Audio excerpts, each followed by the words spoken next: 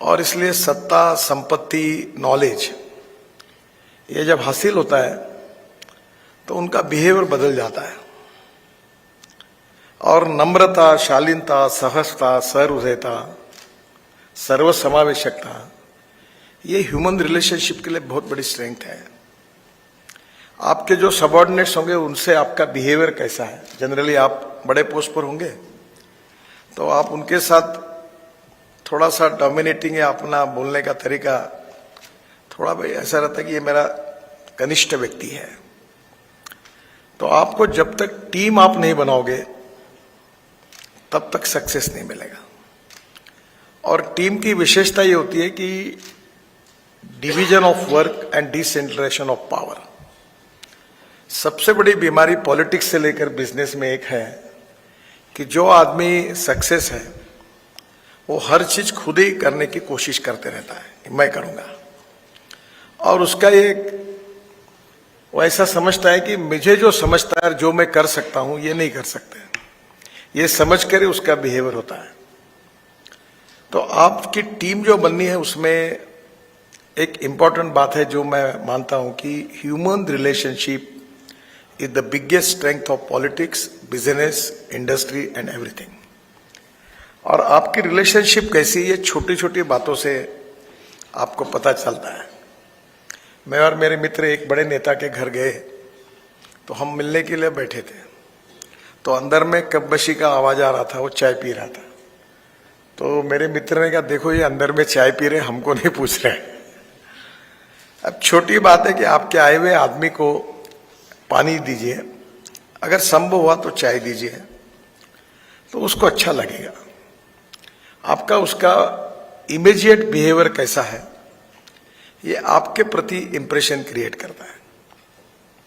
और एक मैथमेटिक्स की बहुत अच्छी इक्वेशन को मैं अक्सर याद रखता हूं कि ए नाम के व्यक्ति ने ए स्क्वायर काम किया और बी नाम के व्यक्ति ने बी स्क्वायर काम किया, तो total work is A square plus B square. But when A and B comes together, thinks together and works together, A plus B bracket में स्क्वायर, इसका जवाब आता है A square plus B square plus twice A B, and twice A B is a result of collective team spirit. आप अकेले कितने भी विद्वान हो, कितने भी रिसोर्सेसफुल हो, और मैं सब कुछ कर सकता हूं, मुझे किसी की कोई जरूरत नहीं, अगर आपकी वो क्षमता होगी तो भी ऐसा कभी मत समझिए। आपकी टीम जितनी स्ट्रांग होगी उतने आपके परिणाम अच्छे होंगे। और मैं तो एक्सपर्ट नहीं हूं, जैसे शिव खेरा जी एक्सपर्ट है, पर मैं अभी बीच में कोविड के समय मुझे स्टारबक्स जो है उनका किताब पढ़ने को मिला। तो बहुत अच्छी किताब है, कभी आपको मिली तो जरूर पढ़िए, उनकी जीवनी है। तो वो एक ट्रक ड्राइवर के लड़के थे और उनकी मां नर्स थी, और अमेरिका में एक कॉफी शॉप में काम करते थे। और जब काम करते थे तो उसी से उनको एक दिन एंटरप्रेन्योरशिप उनमें थी, तो उसी से उन्होंने कॉफी शॉप शुरू किया। और देखते देखते पूरे वर्ल्ड में आज उनके 25,000 से ज्यादा कॉफी शॉप्स हो गए। उनका लॉस एंजल्स में बहुत बड़ा उनका बिल्डिंग है। और उन्होंने बहुत अच्छी बात कही। उन्होंने जो बात कही कि जब आपको सक्सेस मिलता है तब उसकी खुशी अगर आपको अकेले को होती होगी तो दैट सक्सेस इज मीनिंगलेस। पर आपको जब यश मिलेगा, सक्सेस मिलेगा, तो आपसे ज्यादा खुशी आपके सबऑर्डिनेट में, आपके कार्यकर्ताओं में, आपके मित्रों में, आपके परिवारजनों में आपसे ज्यादा खुशी होगी। Then that is the true meaning of the success. अब प्रॉब्लम यही होता है कि ये जो सत्ता है, नॉलेज है, संपत्ति है, और किसी भी क्षेत्र में ये अहंकार पैदा ही करती है। अहंकार, अभिनिवेश और आत्मविश्वास। अहंकार और आत्मविश्वास में फर्क है, अभिनिवेश और आत्मविश्वास में फर्क है। सेल्फ कॉन्फिडेंस होना चाहिए पर ईगो नहीं होना चाहिए। और इसलिए जिस दिन आत्मविश्वास तो होना ही चाहिए, पर उसका रूपांतर अगर अहंकार और एरोगेंस में होता है तो लोग आपके मुंह पर नहीं बोलेंगे, पर मन में उनके प्रति वो अच्छा भाव नहीं रखते। मैं आपको 3 इंसिडेंट बताता हूं जो सीखने लायक है। और मैं ये अक्सर लोगों को बताता हूं कि मैं जिनको बहुत बड़ा समझ रहा था, मुझे बहुत बिल गेट्स से लेकर दुनिया भर के लोगों से मिलने का मौका मिला, और मैं हर समय देखता था कि what is the strength of his personality, क्या इससे सीखने लायक है। No one is perfect and no one can claim that he is perfect. उत्तम, अधिक उत्तम, सर्वोत्तम up to infinity. You cannot catch your image. और इसलिए ये बात सच है कि जो बहुत बड़े नहीं है, बहुत ही छोटे हैं, वो पढ़े लिखे भी नहीं है, अशिक्षित भी है, अज्ञानी भी है, पर उनके सहवास में आपको पता चलता है कि वो बहुत बड़े हैं, उनमें बहुत कुछ उनसे सीखने लायक है। और आप जिनको बहुत बड़ा समझते हैं, उनके नजदीक जाने के बाद पता चलता है कि हम जिनको जितना बड़ा समझ रहे उतना बड़े हैं नहीं है, ये बहुत छोटे हैं। तो जो अच्छाई है, क्वालिटी, गुणवत्ता, इसके ऊपर किसी का पेटेंट नहीं है। आप में भी अलग अलग लोगों के अलग अलग स्वभाव होंगे, अलग अलग व्यक्तित्व होंगे। तो पहली बात तो यह है कि नम्रता, शालीनता, सहजता, सरलता, ये ऑर्नामेंट्स है बड़े पर्सनैलिटी के लिए। मुझे कभी टीवी 18 के एक इंटरव्यू में मैं दिन भर अमिताभ बच्चन जी के साथ था, वो रिकॉर्डिंग चल रहा था मुंबई में, आपने शायद वो देखा ही होगा एक आधे बार वो।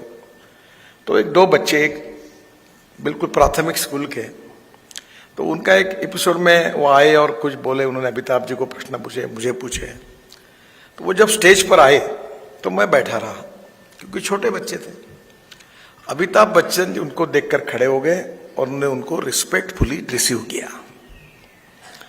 तब मेरे ध्यान में आया कि मैं भी खड़ा हो गया।